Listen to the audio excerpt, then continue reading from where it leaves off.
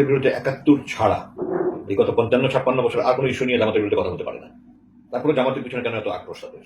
৭১ সালে জামাত তো সবচেয়ে বড় দল ছিল না। ৭১ সালে মুসলিম ছিল সবচেয়ে বড় দল, তারপর ছিল পিডিপি, পাকিস্তান ডেমোক্রেটিক পার্টি, আরো ছিল নিজাম ইসলাম, জমিয়তুল উলামা ইসলাম, কৃষক শ্রমিক পার্টি, জামাত ইসলাম।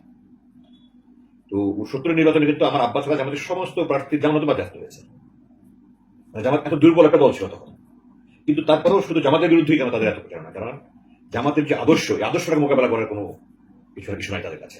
তারা ইসলামকে গালি দিতে পারে না, সুতরাং তারা ৭১ ইস্যু নিয়ে জামাতকে ধ্বংস করার জন্য তারা চেষ্টা করে আসছে আজীবন। নতুন নয়। তারা ইংরেজিতে বলে যে give the dog a bad name and kill the dog. তবে যদি ধ্বংস করতে হয় মাত্রায় আগে তারা দুর্দুর নাম্বারটাও।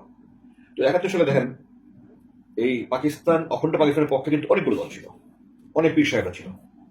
আজ পর্যন্ত ওই দলগুলোর নামই তো অনেকে বলতে পারবে না। যেই শান্তি কমিটি পাকিস্তান সরকারের সাথে সবচেয়ে ঘনিষ্ঠভাবে কাজ করেছে, এই শান্তি কমিটির সভাপতি ছিল খাজা খালিদ সাহেব, যিনি ইস্ট পাকিস্তান মুসলিম লীগের সভাপতি ছিলেন। ওটার সেক্রেটারি ছিল অল পাকিস্তান মুসলিম লীগের vice president advocate Shafiqul Islam. ওটার জয়েন্ট সেক্রেটারি ছিল মুসলিম লীগের, উনি কয়েক বছর আগে মারা গেছেন, নুরুল হক মজুমদার সাহেব। বাংলাদেশে প্র্যাকটিসও করেছিলেন, আমি নিজে দেখেছি ওনাকে। উনি ওই পাকিস্তান মুসলিম লীগ নাম নিয়ে, উনি বাংলাদেশ মুসলিম লীগ নাম নিয়ে রাজনীতি করেছেন, কিন্তু মুসলিম লীগ তখন অস্তিত্বহীন হয়ে গেছে। তো এবং আপনারা যে রাজাকার তালিকা দেখেছেন, জামাতের সবচেয়ে নিম্ন। তারপর ওয়াই জামাত, জামাতকে তারা আদর্শগত মোকাবেলা করতে পারে না। অনেকেই বলে জামাত যখন কোনো প্রতিষ্ঠা হলো ৭৯ সালে, তখন জামাত নাম না দিয়ে অন্য নাম দিল না কেন? ব্যক্তিগুলো তো তারা সেই ব্যক্তি, তারা তো তখন তাদের কিছু ছাত্র। এটার মূল কারণ হলো তারা এই আদর্শকে মোকাবেলা করতে পারে না, কিন্তু ওই আদর্শকে গালিও দিতে পারে না। ইসলামিক গালি দেওয়ার সাধ্য কারণ এই দেশে। ইসলামিক গালি দিলে তখন আপনি যে ৭৪ সালে, আপনারা হয়তো জানেন, আপনার জন্মের আগের কথা, দাউদ হায়দার নামে এক কবি, সে আমাদের নবী রাসূলকে নিয়ে একটা কটূক্তি করে একটা কবিতা লিখছিল। তাতে সারা দেশে আওয়ামী লীগের সময় ৭৪ সালে আওয়ামী লীগ তখন দোর্দণ্ড প্রতাপ, সারা দেশে এমন আন্দোলন শুরু হলো যে সেই দেশকে ভাগতে বাধ্য হলে, আবার এখনো সে ভারতে আছে। তো এই দেশে ইসলামকে গালি দিয়ে ৯০% মুসলমানের দেশে কেউ রাজনীতি করতে পারবে না। জামাতের মূল আদর্শ ইসলাম। আপনি দেখেন গত এই ৫৫ বছরে জামাতের বিরুদ্ধে তারা অন্য কোনো কিছু বলতে পারছে? পারে না। এক নম্বর। দুই নম্বর, এই দেশের অর্থনীতিতে জামাতের কন্ট্রিবিউশন অন্য কোনো দলের আছে? সবগুলি ব্যাংক মিলে যায় ইসলামী ব্যাংকটা। ইবনে সিনা ফার্মাসিউটিক্যালস আছে, হসপিটাল আছে, মেডিকেল কলেজ আছে, ইসলামী ব্যাংক হাসপাতাল আছে, ইসলামী ব্যাংক ফাউন্ডেশন, তার কত কর্মকাণ্ড করতেছে। তো এরকম আরেকটা দলের একটা উদাহরণ দেয়। তো তারা এগুলি মোকাবেলা করার কোনো যোগ্যতা তাদের নাই। আমাদের আদর্শ মোকাবেলা করার যোগ্যতা নাই দেখেই তারা। আমাকে যদি কেউ এসে বলে যে গোলাম আজমের মতো ব্যক্তি সামান্য প্রকার খারাপ কাজ করেছে, আমি বিশ্বাস করবো না, আমাকে মেরে ফেললো। যারা ওনাকে দেখেছে তারা জানে, আওয়ামী লীগও জানে।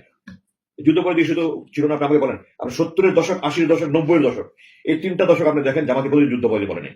রাজাকার বলেছে, দালাল বলেছে, ঘাতক বলেছে, যুদ্ধ পরাজয় বলে নেই। যুদ্ধ পরাজয় শেখ সাহেব মিটি দিয়ে দিয়েছে। কেন? তারা দেখেছে ২০০১-এর নির্বাচনে বিএনপি জামাত জোটবদ্ধ হওয়ার পরে তাদের শোচনীয় পরাজয়। ৫ বছরে তারা ৯৬-২০০০ আওয়ামী লীগ শাসন করে গেছে এবং তারা তাদের মনের মতো করে সবকিছু সাজিয়ে গেছে। কিন্তু যখন জামাত বিএনপি ৪ দলীয় জোট ২০০১ ঐক্যবদ্ধ, তখন তারা দেখলো যে এই জোটটা ভাঙতে হবে। ওই জোটটা ভাঙার জন্য তাদের সবচেয়ে বড় অস্ত্র হলো জামাতের নেতাদেরকে ওই ৭১ ইস্যু নিয়ে তাদের বিরুদ্ধে বদনাম করে। তখন কিন্তু আপনি সেক্টর কমান্ডার ফোরাম হলো। তাদের ৩০ বছর পরে সেক্টর কমান্ডার ফোরাম হওয়ার দরকারটা কি ছিল? আমাকে বলেন না, একটা যুক্তি দেন। এবং তারা কি কাজ করেছে আমাকে একটা যুক্তি দেন। কিচ্ছু করে নাই। তারা সারা দেশব্যাপী শুধু জামাতকে যুদ্ধ করে হিসেবে তারা চিহ্নিত করেছে। ওটা তারা একটা ক্ষেত্র প্রস্তুত করেছে, রয়ের এজেন্ডা বাস্তবায়ন করেছে। এই ঘটনা এরকম, আমার বাবা একটা কথা বলতেন, ক্ষমতা হলো বাঘের মতো। যেই ক্ষমতায় যায়, গিয়ে ওই ক্ষমতায় যাওয়ার সিঁড়িটাকে সরিয়ে ফেলে, তখন সুন্দর মতো সেও নামতে পারে না। ওই বাঘ তাকে তখন আশ্রয় আটকে ফেলে বাঘে তাকে খায়। আমাদের সেই ইতিহাসে দেখেন আপনি, ৭৫ সালে শেখ মুজিবুর ওইভাবে পতন হয়েছে, প্রেসিডেন্ট জিয়াউর রহমান ওইভাবে হয়েছে, এরশাদ সাহেবের ওইভাবে পতন হয়েছে। 96-এ ওইটা মোটামুটি একটা, ওই সময় ওটা নিয়ে ১ বছর ২টা নির্বাচন হয়েছে। আপনি জানেন নিশ্চয়ই ইতিহাসটা। কেন হয়েছে ব্যাখ্যা করে গেলে অনেক বলতে হবে। আমি ভিতরে থেকে সব দেখেছি, জানি। আমি ২০০১-এ আওয়ামী লীগ দেশের করে কেয়ারটেকার দিয়ে বাইরে গেছে। ২০০৬-এর পরে থেকে নিয়ে তো দেশ একেবারে যাচ্ছে তাই অবস্থা।